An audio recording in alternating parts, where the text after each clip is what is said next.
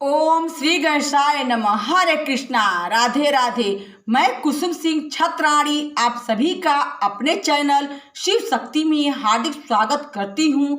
आज मैं आप लोगों को शिव महापुराण के तीसरे खंड के यानी पार्वती खंड के 39वां अध्याय की कथा सुनाने जा रही हूँ। देवागमन एवं देवकृत्य वर्णन। नारद जी बोले, हे तात, हे महाभाग, हे करुणानिधि, आपको नमस्कार है जो कि आपने मुझे यह अद्भुत कथा सुनाई है। हे विष्णु शिष्य, अब मैं आपसे सर्व पापनाशक शिव जी के मंगल विवाह को सुनना चाहता हूँ। कृपा कर आप कहिए कि शंकर जी ने विवाह की पत्री पाकर क्या किया। परमात्मा शंकर की इस कथा को मुझे सुनाइए। ब्रह्मा जी बोले, हे वत्स सुनो। शंकर जी उस लग्न पत्रिका को पाकर हंसने लगे और उसे लाने वाले मुनियों का सम्मान कर बोले कि आप लोगों ने यह अच्छा कार्य किया है। मैंने इस विवाह को स्वीकार किया। अब आप लोग भी मेरे विवाह में अवश्य आवें। यह सुनकर ऋषिगण प्रसन्न हो अपने लोक को चले गए और लीलाधारी प्रभु ने, हे मुनि, तुमको स्मरण किया। तुम शीघ्र ही वहां पहुंचे और बार बार जय शब्द करते हुए तुमने शिव जी की बड़ी स्तुति की तथा आज्ञा मांगी। तब शंकर जी ने प्रसन्न हो तुमसे कहा कि हे मुनि श्रेष्ठ, तुम्हारी आज्ञा से जो देवी पार्वती ने महान तप किया था उससे संतुष्ट होकर पति वरण का मैंने उसे वर दे दिया। अब भक्तिवश उससे विवाह करूंगा। आज के 7वें दिन विवाह है। मुझे लौकिक गति का अनुसरण कर एक महान उत्सव करना है। शंकर जी के इस वचन को सुनकर नारद जी बोले कि हे प्रभु, आप तो भक्तों के वश में रहने के व्रती हैं। पार्वती के मन की अभिलाषा पूर्ण कर आपने यह अच्छा ही किया। अब मेरे योग्य जो कार्य हो वह बतलाइए। हे मुनीश्वर, जब तुमने ऐसा कहा तब भक्त वत्सल शंकर जी आदर पूर्वक तुमसे बोले कि हे मुने, अब तुम मेरी आज्ञा से विष्णु आदि सब देवताओं, मुनियों, सिद्धों तथा अन्य महात्माओं को न्योता दे आओ और यह कह आओ कि वे अपने स्त्री, पुत्र और गणों सहित उत्साह पूर्वक मेरे विवाह में आवें। जो मेरे इस विवाह में नहीं आवेंगे मैं उन्हें अपना नहीं मानूंगा। हे मुने, तुम तो शंकर प्रिय थे ही। शिव जी की आज्ञा शिरोधार्य कर तुम शीघ्र ही सबको न्योता दे आए।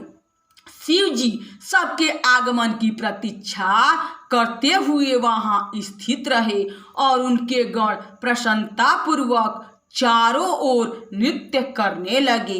इसी समय अपनी स्त्री और गणों सहित विष्णु जी और मैं भी कैलाश पहुंचा। शिव जी को नमस्कार कर प्रसन्नता व्यक्त की और आज्ञा ले स्थित हुआ। इंद्रादिक भी अपनी स्त्री परिवारों और गणों सहित वहां आकर उपस्थित हुए। सभी आमंत्रित मुनि, नाग, सिद्ध तथा अन्य लोग भी वहां आए।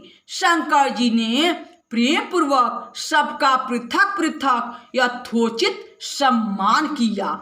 सभी देवताओं के स्थान में विविध नृत्य होने लगे और उस प्रकार कैलाश पर विचित्र उत्सव आरंभ हो गया। शिवाज्ञा और मेरी प्रेरणा से यह शंकर जी का कार्य है, ऐसा विचार कर सभी शंकर जी की सेवा करने लगे। उस समय सातों माताएं प्रसन्न हो शंकर भगवान का यथा योग्य दुल्हा भेष बनाने लगी। शिव जी का भेष तो स्वभावतः सुंदर था और सजावट करने पर तो और भी सुंदर हो गया। सिर पर मुकुट के ऊपर चंद्रमा तथा तिलक के स्थान में सुंदर तीसरा नेत्र शोभित हुआ। दोनों कानों पर 2 सर्प कर्णभूषण बने। तथा नाना रत्नों से युक्त उनके कुंडल तथा अन्य अंगों में सर्पों के अंगारभरण और सभी रत्न शोभित थे। गज चर्म का दुकुल तथा चंदन आदि से उत्पन्न एक प्रकार का अंगराग हो गया था। इस प्रकार भगवान शंकर का वह सुंदर रूप वर्णन नहीं किया जाता, क्योंकि वे तो साक्षात ईश्वर ही थे। उन्होंने सभी ऐश्वर्य धारण किए थे। तब उनको इस प्रकार सज्जित हुआ देख देव पक्ष के दानवों, नागों और अप्सराओं ने आकर शंकर जी से प्रसन्नता पूर्वक यह कहा कि हे महेश्वर, अब आप विवाह के लिए गमन कीजिए और पार्वती सहित हम पर कृपा कीजिए। विष्णु जी ने भी कहा कि हे प्रभु, अब आप गृहसूत्र की विधि से पार्वती के साथ विवाह करने के योग्य हो गए हैं। इस रीति से विवाह करने से आपकी यही रीति लोक में विख्यात होगी। हे नाथ, अब मंडप की स्थापना कर नंदीमुख श्राद्ध कीजिए और कुल परंपरा के अनुसार सब कुछ कर प्रेम पूर्वक लोक में अपना यश स्थापित कीजिए। विष्णु जी के आदेशानुसार शिव जी ने सभी विधियां संपन्न की। मुनियों ने प्रेम पूर्वक सभी कृत्य कराए।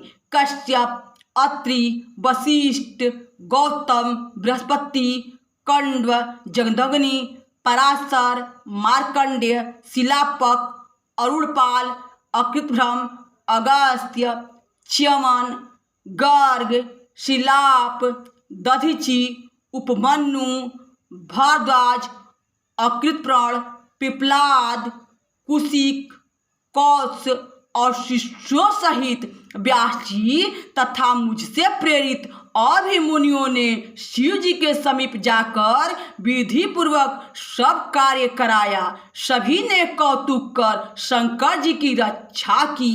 ऋक, यजु और सामवेद और सूक्तों तथा और भी अनेक स्रोतों से अनेक प्रकार के मांगलिक कृत्य किए। विघ्नों की शांति के लिए मैंने और विष्णु जी तथा शिव जी ने भी ग्रहों तथा मंडलस्थ देवताओं की पूजा की।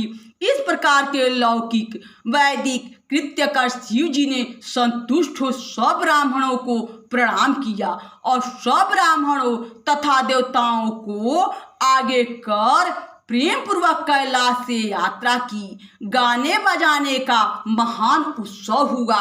यहाँ शिव महापुराण के तीसरे खंड के यानी पार्वती खंड के 39वां अध्याय की कथा समाप्त हुई। बोलो शंकर भगवान की जय। हरे कृष्णा, राधे राधे।